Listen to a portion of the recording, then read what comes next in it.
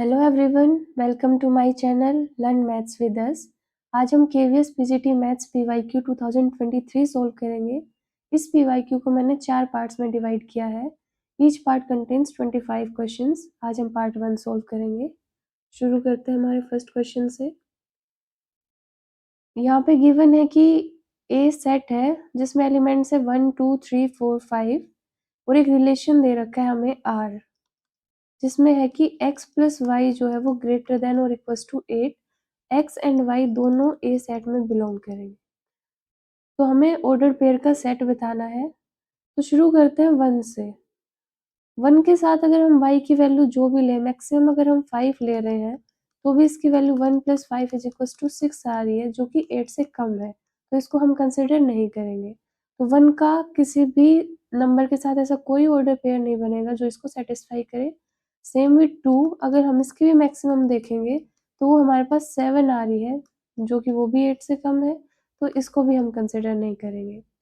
3 के साथ जाएंगे हम, तो हमारे पास एक ऑर्डर पेयर आ रहा है 3 5, जिसको अगर हम रिलेशन में लगाएं 3 प्लस 5 तो उसकी वैल्यू आएगी 8, जो कि हमारे रिक्वायर्ड रिलेशन में यूज होगा। तो यहाँ पे हम एक ले लेते हैं 3 5।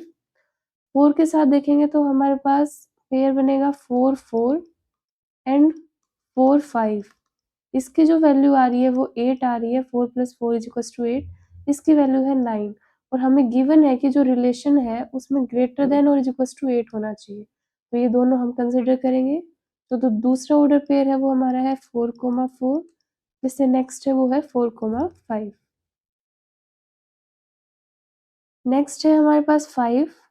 अब 5 का किसके साथ बनेगा? 5 3, 5 4, 5 5। इन ऑर्डर पेयर्स की भी जो वैल्यूज हैं वो ग्रेटर देन और इक्वल्स टू 8 आ रही है, तो इनको भी हम अपने सेट में कंसिडर करेंगे। That is 5 3, 5 4 and 5 5। तो ये हमारा क्या है? रिक्वायर्ड सेट है। तो हमारा ऑप्शन हो जाएगा ऑप्शन नंबर 3। Next question. यहाँ दिया हुआ है कि the domain of the function f given by fx is equal to this. तो हमें डोमेन बतानी है। अब ये हमारे पास एक क्या है? रैशनल फंक्शन है जो कि फॉर्म में है p बाई क्यू। तो इसकी डोमेन हमेशा क्या होती है कि q नॉन जीरो होना चाहिए हमारे पास। तो यहाँ पे q हम कंसिडर करते हैं x² माइनस x माइनस 6। इसको नॉन जीरो लेना है हमें। तो ये कहाँ कहाँ जीरो हो रहा है हम पहले वो चेक कर लेते हैं। इसको हम फैक्टराइजेशन करेंगे तो हमारे पास आ जाएगा x² माइनस 3x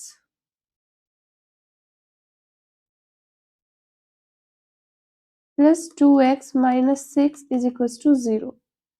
तो यहाँ से आ जाएगा x कॉमन लेंगे, x minus 3 plus 2 x minus 3 is equal to 0। तो ये आ जाएगा x प्लस 2 और x माइनस 3। तो जो दो पॉइंट जिस पे ये 0 हो रहा है वो कौन कौन से हैं? -2 एंड 3। तो अगर हम इन पॉइंट्स को हटा दें हमारी डोमेन से तो वो इसका रिक्वायर्ड क्वेश्चन का डोमेन आ जाएगा। तो R में से हम माइनस करेंगे -2, 3। ये हमारा रिजल्ट है। तो ऑप्शन हमारे पास क्या हो जाएगा? Option number 1। नेक्स्ट क्वेश्चन पे चलते हैं। यहाँ दिया हुआ है कि a relation R is defined from n to n। और जो हमारा रिलेशन है R वो है R is equals to a comma b such that a greater than और इक्वल्स टू b। और a भी बिलोंग कर रहा है n में, b भी बिलोंग कर रहा है n में। हमें चेक क्या करना है कि R इक्विवेलेंस रिलेशन है, रिफ्लेक्सिव है, सिमेट्रिक है, ट्रांजिटिव है। सबसे पहले तो इक्विवेलेंस रिलेशन क्या होता है हमारे पास? जिसमें तीनों ही कंसिडर हो, रिफ्लेक्सिव भी हो, सिमेट्रिक भी हो और ट्रांजिटिव भी हो। तो सबसे पहले हम रिफ्लेक्सिव की चेक करते हैं। तो रिफ्लेक्सिव में क्या होना चाहिए कि रिफ्लेक्सिव की कंडीशन क्या होती है कि कोई भी एलिमेंट ए है तो वो सेम उसमें बिलोंग करना चाहिए रिलेशन में। तो यहाँ हमारे पास क्या दिया हुआ है? ए ग्रेटर देन और equals to b means equals to है। तो यहाँ पे ए जो एलिमेंट है वो हमारा बिलोंग करेगा आर में। तो ये रिफ्लेक्सिव वाली कंडीशन हमारी सेटिस्फाई होती है। अब हम सिमेट्री की कंडीशन चेक करेंगे। तो सिमेट्रिक में क्या होता है कि अगर a कोमा बी बिलोंग कर रहा है आर में, तो b कोमा ए भी आर में बिलोंग करना चाहिए। फॉर एग्जाम्पल अगर हम कंसिडर कर लेते हैं a को 4, b को 3, तो हमारे पास क्या आ जाएगा कि ये सेटिस्फाई कर रहा है कि 4 इज ग्रेटर देन 3, पर क्या 3 ग्रेटर देन 4 होता है? नहीं। तो यहाँ पे ये कंडीशन हमारे पास फेल हो रही है, तो सिमेट्रिक नहीं है ये रिलेशन। अभी हम चेक करते हैं ट्रांजिटिव के लिए। ट्रांजिटिव की कंडीशन क्या होती है कि अगर a कोमा बी बिलोंग कर रहा है आर में और b कोमा सी भी बिलोंग कर रहा है आर में, तो a कोमा सी भी बिलोंग करेगा आर में। तो यहाँ पे भी हम a b c ले लेते हैं एलिमेंट, जैसे 4 3 2। तो यहाँ पे 4 ग्रेटर देन और इक्वल्स टू 3 है, ग्रेटर देन 3 है, तो ये बिलोंग कर रहा है आर में। सेम 3 ग्रेटर देन 2, ये भी बिलोंग कर रहा है आर में। और इस रिलेशन से जो हमारा थर्ड प्रॉपर्टी निकलती है वो क्या है कि जो 4 है वो भी ग्रेटर देन 2 है, तो ये बिलोंग कर रहा है आर में, तो ट्रांजिटिव कंडीशन हमारी सेटिस्फाई होती है। तो ऑप्शंस में देखेंगे तो हमारे पास क्या होगा, option number 4 reflexive and transitive but not symmetric. Next question, यहाँ पे दिया हुआ है कि 2 सेट्स हैं हमारे पास A एंड B। एक सेट है A, एक सेट है B। इसमें जो एलिमेंट्स है वो है हमारे पास 4 और B में है हमारे पास 5 एलिमेंट्स। हमें बतानी है कि 1 1 और onto mappings, okay, A to B। अब यहाँ देखें हम, तो जो A के नंबर ऑफ एलिमेंट है वो तो लेस देन है B से, तो 1 1 तो हमारी पॉसिबल है, पर B के जो एलिमेंट है वो ग्रेटर देन है A से, तो ऑन टू मैपिंग तो हमारी यहाँ पे पॉसिबल ही नहीं है, क्योंकि हर एक एलिमेंट की इमेज A में हमारे पास नहीं मिलेगी। तो इस वजह से यहाँ पे जो 1 1 ऑन टू मैपिंग्स होंगी वो हमारे पास क्या होंगी, 0। तो इसका ऑप्शन आ जाएगा हमारे पास 4। नेक्स्ट क्वेश्चन है, यहाँ पे दिया हुआ है यूनिवर्सल सेट है हमारे पास, वो है 30 और दिया हुआ है A बार 15, B की वैल्यू है 5, A इंटरसेक्शन B की वैल्यू दे रखी है 3 और हमें निकालनी है A यूनियन B की वैल्यू। सबसे पहले हमें A यूनियन B का फॉर्मूला पता होना चाहिए। A यूनियन B हमारे पास क्या होता है, A plus B minus A intersection B। अब हमारे पास B की भी वैल्यू है, A इंटरसेक्शन B की भी है, पर हमारे पास A की वैल्यू नहीं है, तो सबसे पहले हम A की वैल्यू फाइंड करेंगे। A बार गिवन है हमारे पास 15, तो A क्या होता है, यूनिवर्सल सेट में से हम A बार को माइनस करेंगे, तो that is 30 minus 15 is equal to 15। A की वैल्यू इस इक्वेशन में हम सब्सटीट्यूट कर देंगे, तो हमारे पास आ जाएगा A union B is equal to 15 plus 5 minus 3 that is 17। तो ऑप्शन नंबर 3। नेक्स्ट, इसमें दिया हुआ है कि in a survey of 400 students of a school it was found that 100 like to drink coffee, 150 like to drink tea and 75 like both coffee as well as tea. To find how many students neither likes to drink coffee nor tea. तो total हमारे पास क्या है, ये U हमारे पास मान लेते हैं हम 400 है, कॉफी को हम C से डिनोट करते हैं तो वो हमारे पास क्या आ जाएगा 100, टी दिया हुआ है 150, सी इंटरसेक्शन टी दिया हुआ है हमारे पास 75। हमें निकालना है कि नाइदर कॉफी नोर टी, ये एलिमेंट कितने होंगे, कितने परसेंट होंगे जो इसमें इसके अंडर आएंगे। तो सबसे पहले हम एक रिजल्ट देख लेते हैं कि सी बार इंटरसेक्शन टी बार हमारे पास क्या होता है, यूनिवर्सल सेट में से अगर हम सी यूनियन टी का बार माइनस कर दें, तो सबसे पहले हम सी यूनियन टी निकालेंगे, तो ये फॉर्मूला हमने पीछे किया था, C plus T minus C intersection T. तो यहाँ से क्या आ जाएगा, सी है 100 प्लस टी है हमारे पास 150 और माइनस 75, तो ये हमारे पास क्या आ जाएगा 175। अब सी बार इंटरसेक्शन टी बार क्या आ जाएगा हमारे पास 400 minus 175 is equal to 225। Okay, तो हमारे पास आंसर हो जाएगा हमारे पास 4। नेक्स्ट क्वेश्चन है कि ए ladder makes an angle of 60 degree with the ground when placed against a wall. एक लैडर है, मान लो हमारे पास ये वॉल है, तो लैडर ये है, तो इसने कहा है कि ये एंगल बनाती है 60 डिग्री का। If the foot of the ladder is 2 metre away from the wall, ये वाली जो डिस्टेंस दे रखी है वो हमें 2 मीटर दी हुई है, हमें लैडर की लेंथ निकालनी है, एच निकालना है हमें। तो यहाँ पे हम कोस 60 की वैल्यू निकालेंगे, तो हमारे पास क्या होती है, बेस अपॉन हाइपोटेन्यूज। यहाँ पे बेस क्या है हमारे पास 2, हाइपोटेन्यूज हमें निकालना है और कोस 60 की वैल्यू होती है 1/2। तो एच क्या आ गया हमारे पास 4, that is the length of ladder. तो हमारे पास ऑप्शन आ जाएगा option number 4। Next, solution of the trigonometric equation 5 cos square x plus 7 sin square x minus 6 is equals to 0। तो ये हम सोल्व करते हैं। 5 cos square x plus 7 sin square x minus 6 is equals to 0। अब 7 को हम लिख सकते हैं 5 sin square x plus 2 sin square x,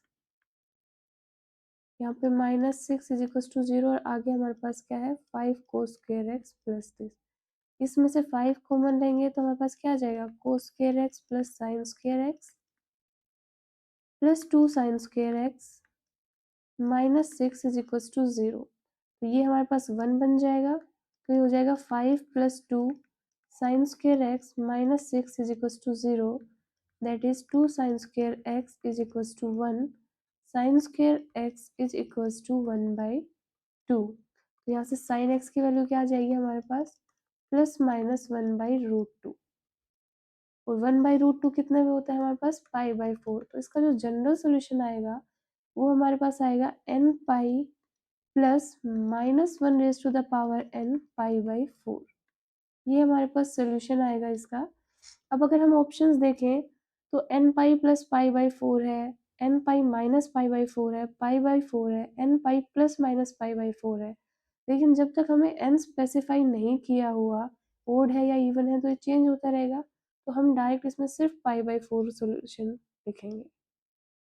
next question, the minimum value of 2√5 cos x plus 4 sin x plus 7, इसकी value निकालनी है हमें मिनिमम। तो सबसे पहले हम एक प्रॉपर्टी देख लेंगे, if a cos x plus b sin x होती है तो इसकी जो मिनिमम वैल्यू का फॉर्मूला होता है वो होता है हमारे पास -√a² प्लस b²।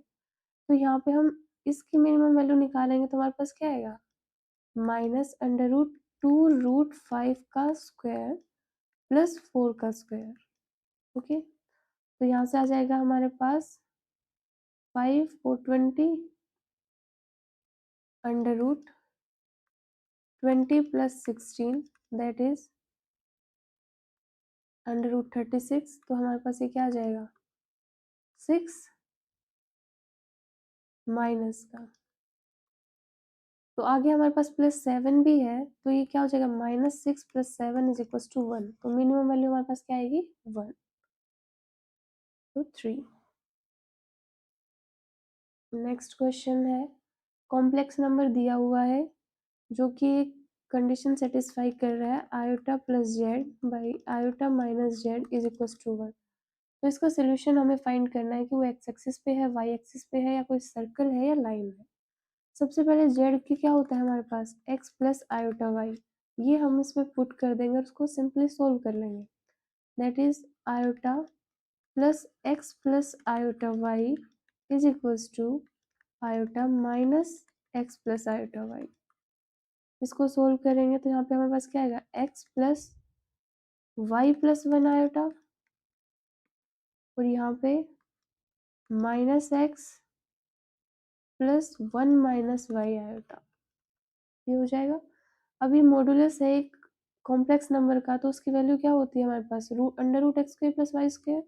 तो यहाँ पे आ जाएगा √x² प्लस y प्लस 1 का स्क्वायर, इधर भी हमारे पास आ जाएगा -x का स्क्वायर प्लस 1 माइनस वाई का स्क्वायर।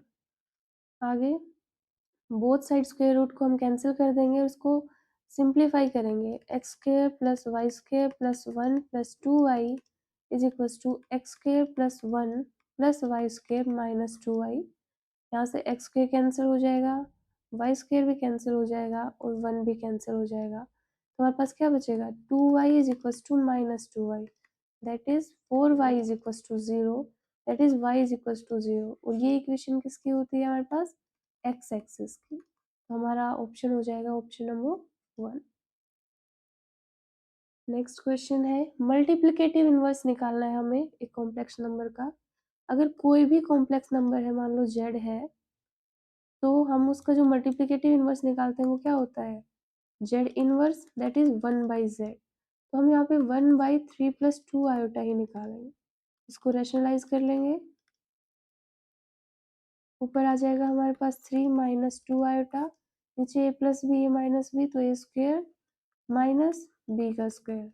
तो ये आ जाएगा 3 - 2 आयोटा 9, आयोटा स्क्वायर की वैल्यू होती है -1, तो 9 + 4 that is the 3 - 2 iota by 13, तो दैट इज 3/13 - 2/13 आयोटा। ये हमारा रिजल्ट है। अब ये कौन सा ऑप्शन है हमारे पास, option number 3। Next, real value of the theta for which the expression is a real number. इसमें हमें बताना है कि जो एक्सप्रेशन हमें दिया हुआ है वो रियल कब होगा। सबसे पहले इसको हम सोल्व करेंगे। 3 + 2 आयोटा साइन थीटा है, नीचे है 1 - 2 आयोटा साइन थीटा। इसको सेम रैशनलाइजेशन करेंगे हम, 1 + 2 iota sine theta upon 1 + 2 iota sine theta. ये हमारे पास क्या हो जाएगा, ऊपर मल्टीप्लिकेशन करेंगे तो 3 + 6 iota sine theta plus 2 iota sine theta plus 2 to 4 iota square sine square theta. नीचे हो जाएगा हमारे पास वही a square minus b square 1 - 4 iota square sine square theta. ऊपर 6 + 2 8 हो जाएगा, तो आ जाएगा हमारे पास 3 + 8 आयोटा साइन थीटा और आयोटा स्क्वायर की -1 वैल्यू, तो -4 sine square theta upon 1 + 4 sine square theta. इसका रियल और इमेजिनरी पार्ट हम अलग अलग कर लेंगे, तो ये हो जाएगा हमारे पास 3 - 4 sine square theta upon 1 + 4 sine square theta plus 8 iota sine theta upon 1 + 4 sine square theta.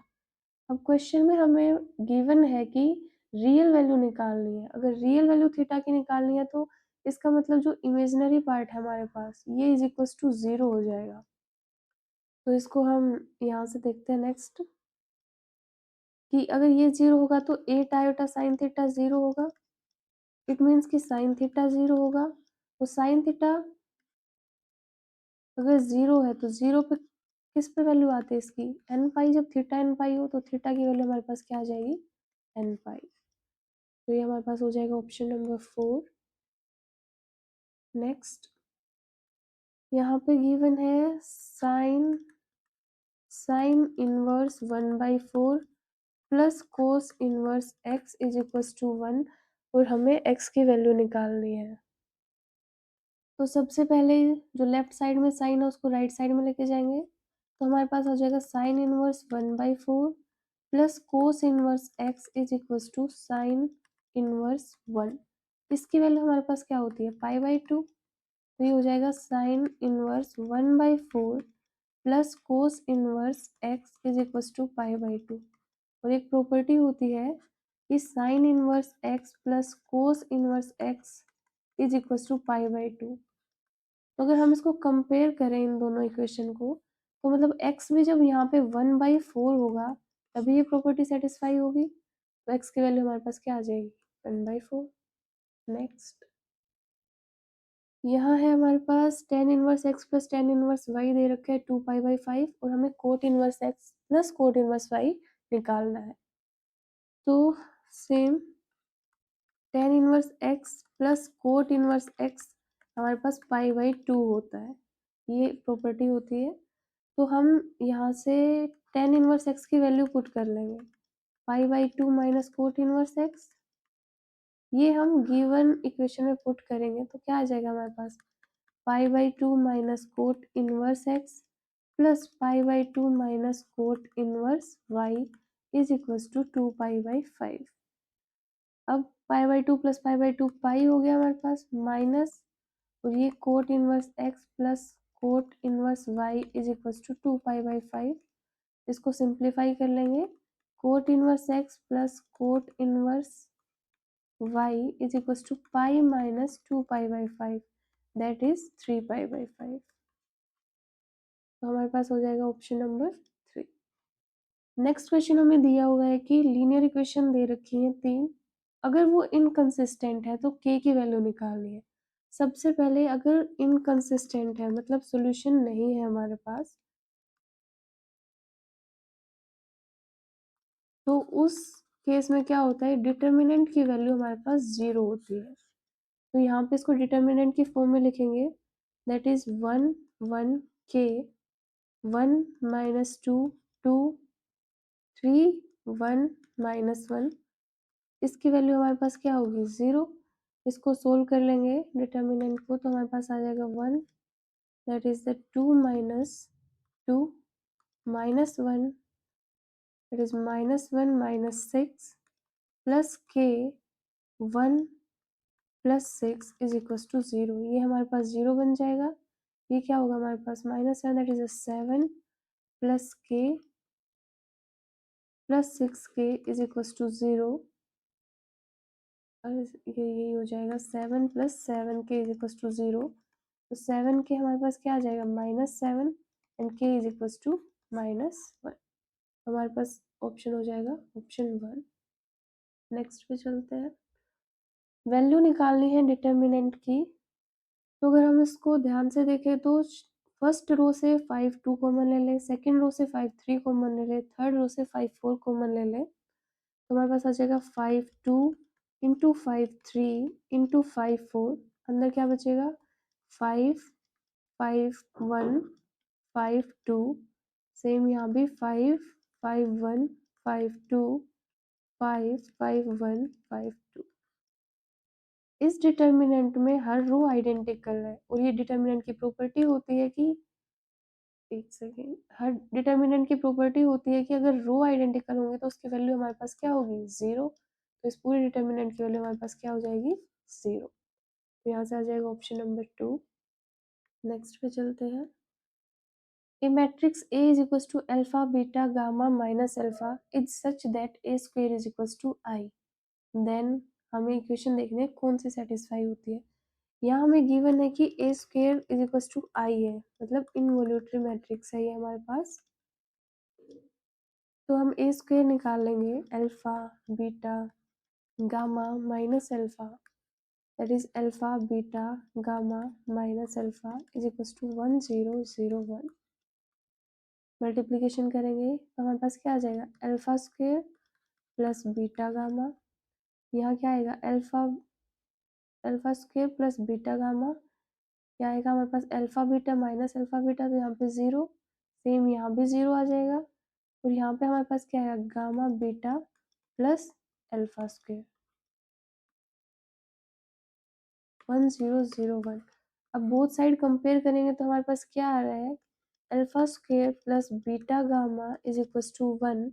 तो यहाँ से आ रहा है 1 minus alpha square minus beta gamma is equals to 0, और ये ऑप्शन सेटिस्फाई हो रहा है नंबर 3।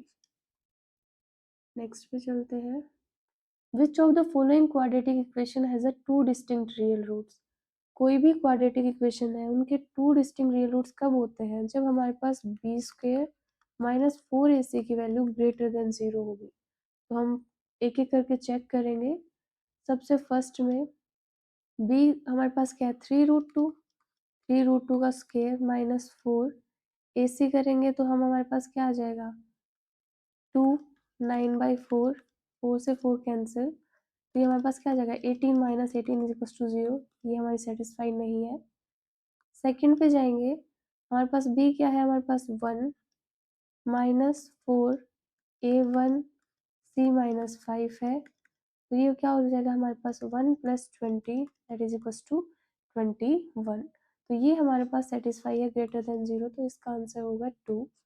बाकी भी इक्वेशन हम चेक कर लेते हैं। तो यहाँ पे हमारा इसके बाद जब हम ये दोनों क्वाड्रेटिक इक्वेशन सोल्व करेंगे, जैसे ये फोर्थ करके देख लेते हैं, यहाँ पे क्या आएगा b का स्क्वायर दैट इज द 5 हो जाएगा ये हमारे पास, -4a और c, तो ये हो जाएगा 5 - 8 जो कि लेस देन 0 है, तो ये भी सेटिस्फाई नहीं होगा, तो इसका आंसर नंबर है 2। नेक्स्ट क्वेश्चन करते हैं। The equation of the straight line passing through the point 3, 2 and perpendicular to the line y is equal to x will B.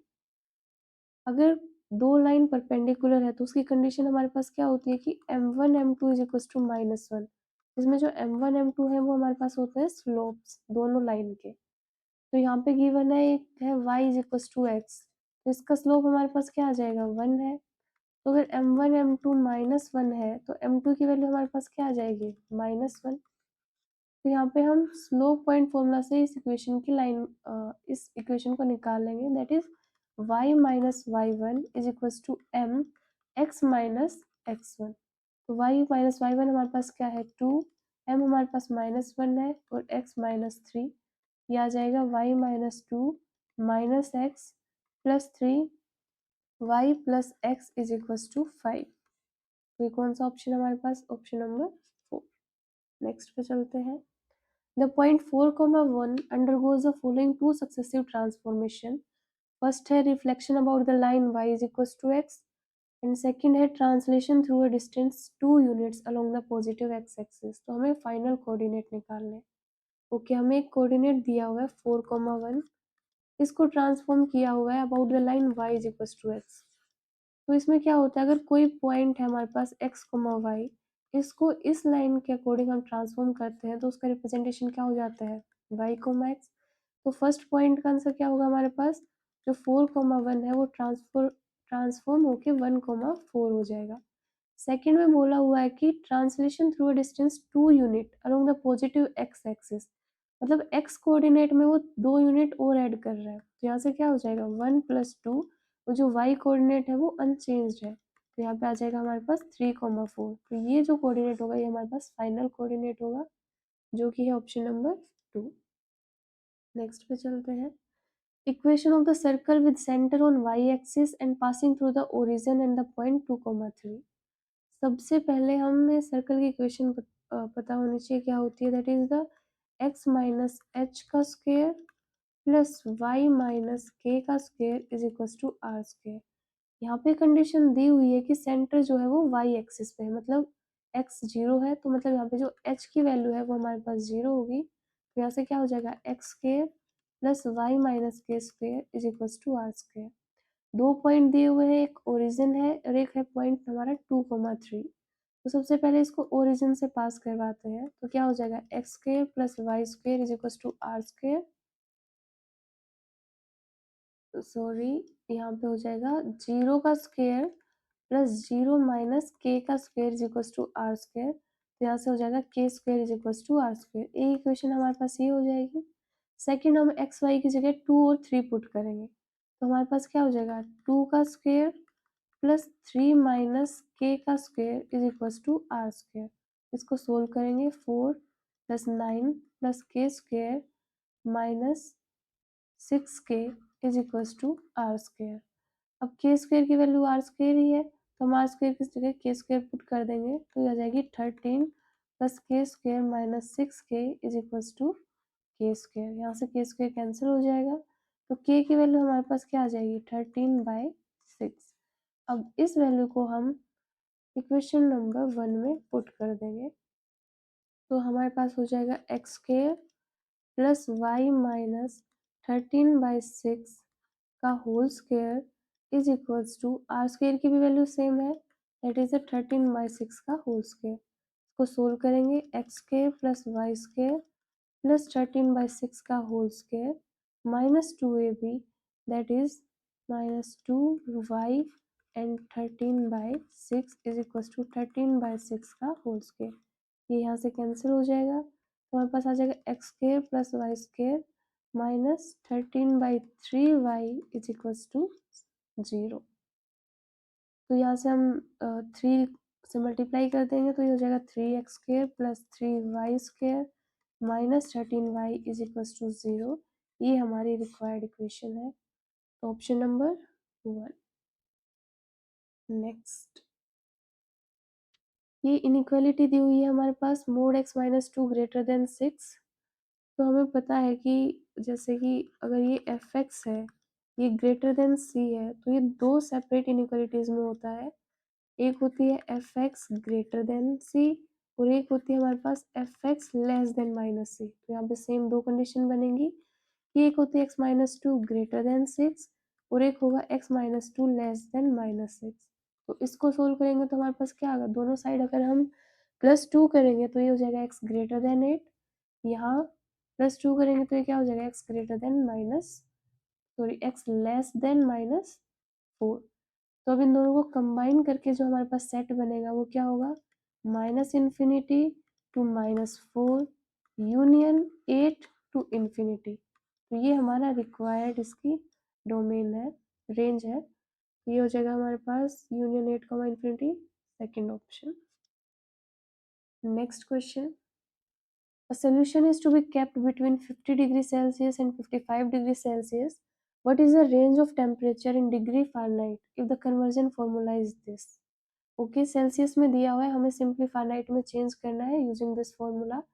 सबसे पहले हम 50 को चेंज करते हैं तो एफ क्या आ जाएगा हमारे पास, 9/5 इंटू 50 प्लस 32, ये कैंसिल हो जाएगा इससे 10, दैट इज 90 प्लस 32, हमारे पास हो जाएगा 122 डिग्री फ़ारेनहाइट। सेकेंड हम 55 को चेंज करेंगे तो 9/5 55 प्लस 32, ये हो जाएगा 11, that is 99 plus 32, that is 131।